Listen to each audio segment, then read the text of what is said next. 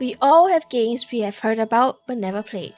Whether it's the popular Game of the Year AAA title, a beloved indie title, or even the old classics, there's definitely one out there. Ori and the Blind Forest is one of those titles you have probably heard about but never played. Maybe you have seen the trailer for it during one of those big game announcement events. Maybe you grabbed it during a Steam sale and now it's sitting in your pile of games I will play one day but it's never gonna happen.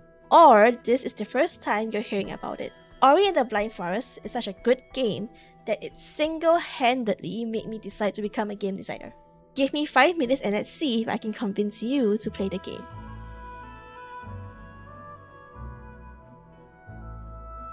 Hello, I'm Mitty, game designer and Seal Vtuber. I also stream on Twitch, so draw me a follow if you want to hear more of my game rants. Today is gonna be me preaching about Ori and the Blind Forest. Ori is a newborn guardian spirit who fell from the spirit tree. Mama Naru finds and adopts Ori. They live happily for like a 30-second cutscene, and one day something happened to the forest of Nibble. The forest starts to die, Mama Naru starves to death, and Ori is left alone once again. As Ori wanders the forest, he discovers his destiny to save Nibble. Ori and the Blind Forest is a Metroidvania, which is a genre where you combine the games Metroid and Castlevania. Okay, I'm gonna be honest, I've never played Metroid or Castlevania. Ori was my first Metroidvania, okay? So what are Metroidvanias? Well, Metroidvanias are side-scrolling platformers with a more open-world map. You are free to explore wherever you want, and levels are sometimes non-linear. Most games will funnel the player to the new ability, others you kind of just explore and find for yourself. When you unlock these abilities, you gain access to new areas. You can go ahead and explore them, or you can double back to old areas to get items you could not get before and find secrets. Okay, honestly, I'm not that sure how popular the genre is, but many great indie titles are Metroidvanias. Ori and the Blind Forest is a pretty good game if you want to get into the genre. Many Metroidvanias have quite a bit of action-focused combat. Ori and the Blind Forest, on the other hand, focuses more on mastering platforming and puzzles. So in a way, it's not that hardcore in terms of gameplay.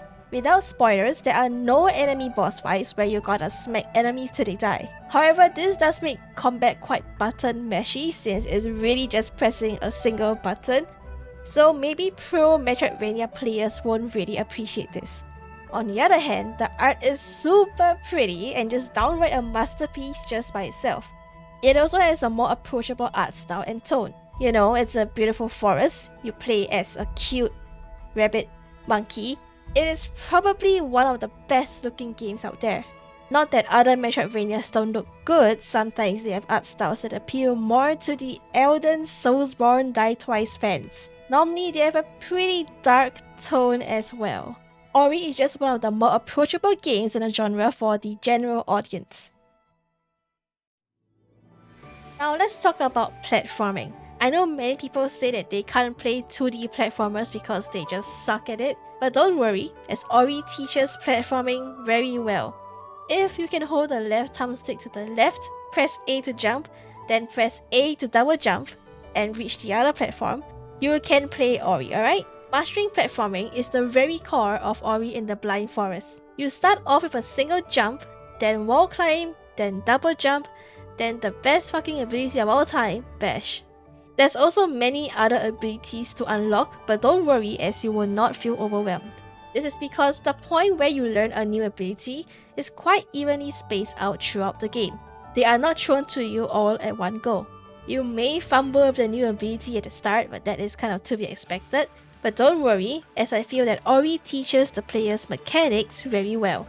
The level design of the game allows you to practice and practice and practice the new ability until you attain mastery. Right after you learn a new ability, you will get the chance to put it into practice right away. Most of the time, new areas tend to be designed around this new ability, making you put it into practice more often. These are normally platforming challenges or puzzles that require you to use the ability. And at the end of the level, you will have to overcome a challenge where you put these skills to test. This design will allow you to master your abilities and let it become second nature to you. And with mastery of all these abilities, movement feels super fluid in Ori. You'll soon be zipping through the map using all your abilities one after another. You will use all these abilities to explore, backtrack to old areas to find secret areas, and just zip through enemies without even needing to stop and kill them. You also have a skill tree that you can slowly unlock new skills using light, a resource you gather as you play the game.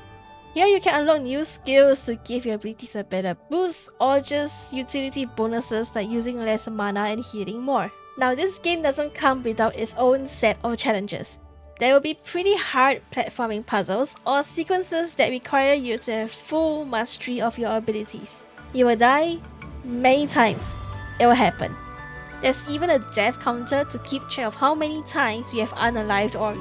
But the game does have a unique system that you can kind of use to your advantage. Ori has a save system where you can make your own checkpoints. You use mana, set your save point, and when you die, you reset there.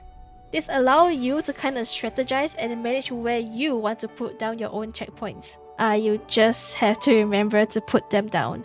There will be no death runs where you respawn at a certain checkpoint and have to run all the way back to where you last died, unless you forgot to put them down. This can be pretty useful if you see yourself at a spot where you have to tackle a very challenging platforming puzzle. Just put one checkpoint down and give it a try. You can also put it down in the middle of a platforming segment when there's a safe spot to do so. Okay, no spoilers again, but there will be points where you can't save and you have to do this long sequence of precise platforming to clear a scenario. But don't worry, they are normally the final challenge of a segment of the game where you will already have mastered all the abilities you have got so far. The sense of accomplishment you get when you finish these segments really makes you feel like a platforming master, making you ready to take on Ori's next challenge.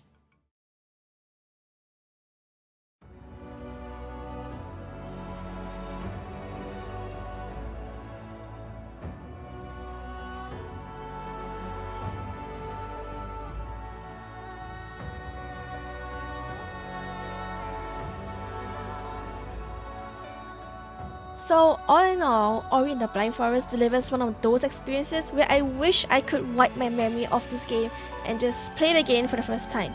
You get awesome gameplay, stunning art, and a super great soundtrack as well. And all this for $8? Okay, that's a fucking steal, what the fuck? There is also a sequel to the game, Ori and the Will of the Wisps, which you can also try after this. It is more combat focused, so if you want something more action-packed, that's a great game as well. And that's the end of my preaching. If you're convinced to play the game, let me know in the comments below. At least play till this level called Ginso Tree, finish it and tag me later. Thank you for watching. If you enjoyed this video, leave a like, maybe consider subscribing, and I'll see you guys the next time I convince you to spend more money.